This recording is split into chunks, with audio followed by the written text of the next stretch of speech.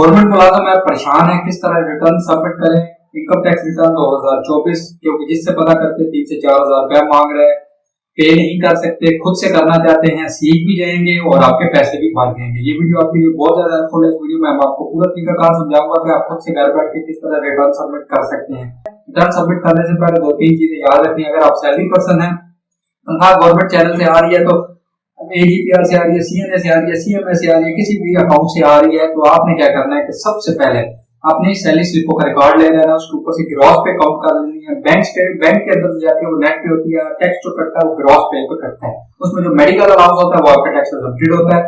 बाकी जब आपने सैलरी काउंट कर ली, फॉर एग्जांपल 12 महीनों की 1 जुलाई 23 से लेकर 30 जून 2024 तक आपकी सैलरी बनी, 12 सैलरी बनी, 12 महीनों की आपकी बन गई 10 लाख रुपया।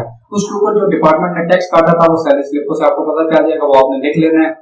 अब अगर आपका करंट अकाउंट है तो फिर आपको बैंक स्टेटमेंट ही चाहिए, अगर सेविंग अकाउंट है तो फिर आपको बैंक स्टेटमेंट चाहिए। क्यों? क्योंकि उसके ऊपर आपको प्रॉफिट लगता है और प्रॉफिट का जो टैक्स होता है, प्रॉफिट की इनकम आपको रिटर्न में डिक्लेयर करनी पड़ती है और उसका टैक्स है वो हम यहाँ पे उसका ट्रीटमेंट करेंगे। ये जब आपका डाटा कंप्लीट हो जाएगा, अब मैं आपको कंप्यूटर की स्क्रीन पे ले जाकर दिखाता हूँ ये तमाम डाटा आपने किस तरह पुट इन करना और किस तरह रिटर्न फाइनल सबमिट करनी है। ये गूगल में आपने एरस FBR जैसे लिखेंगे, ये सामने पहले लिंक आएगा, इस पे आपने क्लिक करना है। ये इसकी एरस की ऑफिशियल वेबसाइट पे चला जाए। यहाँ पे आपने रजिस्ट्रेशन नंबर डालना है और यहाँ पे पासवर्ड डालेंगे, लॉगिन करना है। अच्छा, सबसे पहले यहाँ पे देखें, आपने किसी को नहीं छेड़ना, सैलरी रिटर्न पे जाना है। यहाँ पे 2024 सिलेक्ट करना है। जैसे सिलेक्ट करेंगे, इसको कंटिन्यू करेंगे, आपके सामने रिटर्न ओपन हो गई है। इसमें पे एंड वेजेस आ रहा है, इंक्लूडिंग एरियर ऑफ सैलरी। यहाँ पे आपने 10,100,000 सैलरी इंटर कर देनी है। कितनी? 10,100,000। ये आपकी 12 महीनों की सैलरी होगी। इसमें 1,500 रुपए मेडिकल लगता है, वो 12 को 15 से मल्टीप्लाई करे बनता है 18,000 रुपया। आपने इसे टैक्स एग्जम्प्टेड कर देना है। अब नीचे अगर आए तो यहाँ पे देखें, इसका जो टैक्स बन रहा है वो काउंट हो रहा है। यहाँ पे 9500 रुपया टैक्स है। इसको सेम इट इज जो कॉपी करना है, जो भी आपका यहाँ पे बन रहा है, आपने इसको एडजस्टेबल टैक्स में जाना है, सैलरी ऑफ एम्प्लॉय, यहाँ पे इसको पेस्ट कर देना है।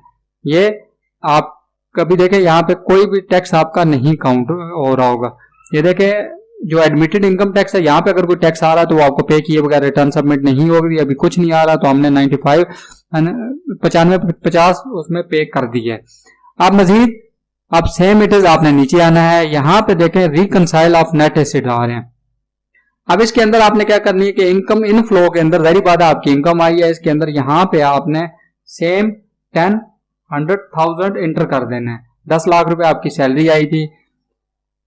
उसके बाद देखें, ये 10 लाख रुपए आपका नीचे आप माइनस में जा चुका है। तो सेम अगर आपके कोई बैंक अकाउंट में पड़े हुए पैसे सेव, तो आपने क्या करना है कि यहाँ पे एसेट्स के अंदर जाना है और यहाँ पे ये देखें, कैश फॉर नॉन बिजनेस, यहाँ पे आप इसको कर सकते हैं। जैसे फॉर एग्जांपल 1 लाख रुपए आपका बैलेंस पड़ा हुआ है, 9 लाख रुपए आपके खर्चे हो चुके हैं। यहाँ से आप ऐसे भी कर सकते हैं। दूसरा ऑप्शन ये है कि एनी अदर एसेट्स के अंदर आपने क्लिक करना है। यहाँ पे लिख दें कि करंट फाइनेंशियल ईयर का बैंक बैलेंस है, बैंक बैलेंस अमाउंट। इसके अंदर भी सेम इट इज आप उठा के लिख सकते हैं ताकि क्लैरिटी हो जाए, इस बैंक अकाउंट के अंदर मेरा इतने पैसे पड़े हुए हैं।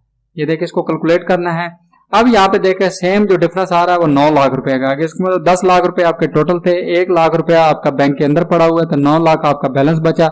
9 लाख के अंदर आपने इसको कॉपी करना है, सेम इट इज एक्सपेंस के अंदर जाके इसको पेस्ट कर देना है। जैसे ही आप एक्सपेंस के अंदर इसको पेस्ट करेंगे, एक एक बाइफ्रिकेट करने की जरूरत नहीं है, डायरेक्ट इसको इंटर करें और आपके ये देखें नीचे 0 हो गया, तो इसका मतलब आपकी रिटर्न कंप्लीट हो गई है।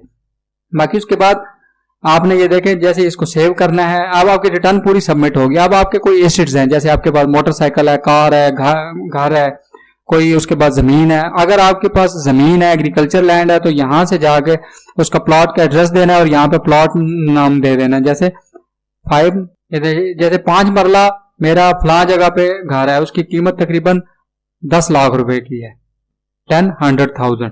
तो 10 लाख रुपया मैंने यहाँ पे एंटर कर दिया। जाहिर बात है आपकी 10 लाख टोटल तनख्वाह थी, तो इसका कहाँ से आए हैं अब उसकी डिटेल डालनी पड़ेगी, वो आपने यहाँ पे इसको एंटर करना है। अगर कोई 2-3 साल 5 साल पहले का है तो आपने इसे 10 लाख रुपए जैसे आया, ये देखें यहाँ पे भी 10 लाख का डिफरेंस आ गया, तो आपने इसको यहाँ पे प्रीवियस नेट ईयर में 10,100,000 कर देना है।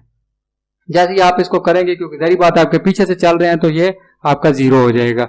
ये आपकी बस रिटर्न कंप्लीट होगी। बाकी इस तरह अगर जैसे मोटरसाइकिल है, आपने 5 साल पहले की ली हुई थी, आज पहली दफा रिटर्न सबमिट कर रहे हैं, तो यहाँ पे उसका नंबर डालना है REF 2526/2005 और कौन सी है, यूनिक बाइक है, होंडा है, जो भी है या गाड़ी है, उसकी यहाँ पे डिटेल डाल देनी है। कितने लाख की ली थी आपने, 500,000 की।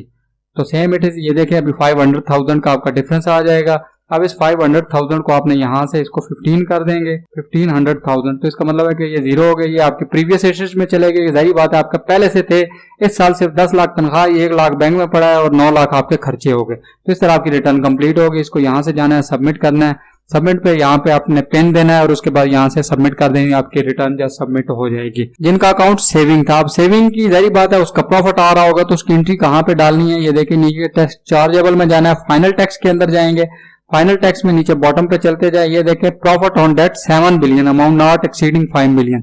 यहाँ पे आपने क्लिक करना है, बैंक अकाउंट नंबर डालना है, ABC जो भी आपका होगा, यहाँ पे MCB का है या HBL का है, जो भी बैंक है उसे आपने एंटर करना है, सबमिट करना है। यहाँ पे जो बैंक स्टेटमेंट के अंदर आपने काउंट कर लेनी है टोटल कितनी आपकी अमाउंट कटी हुई है। जैसे 5600 रुपया मेरा प्रॉफिट आया हुआ है और उसके ऊपर मेरा टैक्स कटा है ऑलरेडी 450 रुपए, इसको आपने कैलकुलेट करना है। यहाँ पे देखिए खुद ही उसने फर्क बता दिया, 840 रुपए एक्चुअल कटना चाहिए। अगर फर्क आ रहा है तो नहीं तो पे करना पड़ जाएगा, अदरवाइज इसको 740 करके आप इसको कैलकुलेट कर दें तो ये आपका टैक्स मतलब माइनस हो जाएगा। अब देखिए बैलेंस में कुछ भी नहीं आ रहा, तो ये अब जो आपकी अमाउंट थी कौन सी, ये जो 5600 रुपए है, जाहिर बात है ये एडिशनल आई है तो इसको नेट रिकंसाइल नेट एसिड में जाना है। यहाँ पे जाके देखे फाइनल टैक्स आ रहा है, इसके अंदर सेम आपने 5600 की वो अमाउंट एंटर कर देनी है। अब देखें नीचे 5600 का डिफरेंस आ गया है। अब वापस एक्सपेंस में जाना है और यहाँ पे इसको 0 कर दें, डिलीट।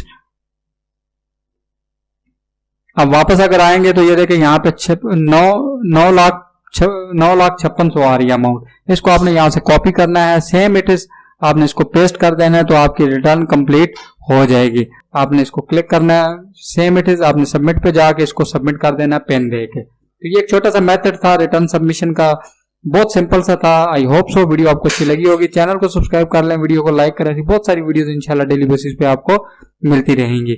नेक्स्ट वीडियो तक खुदा हाफिज।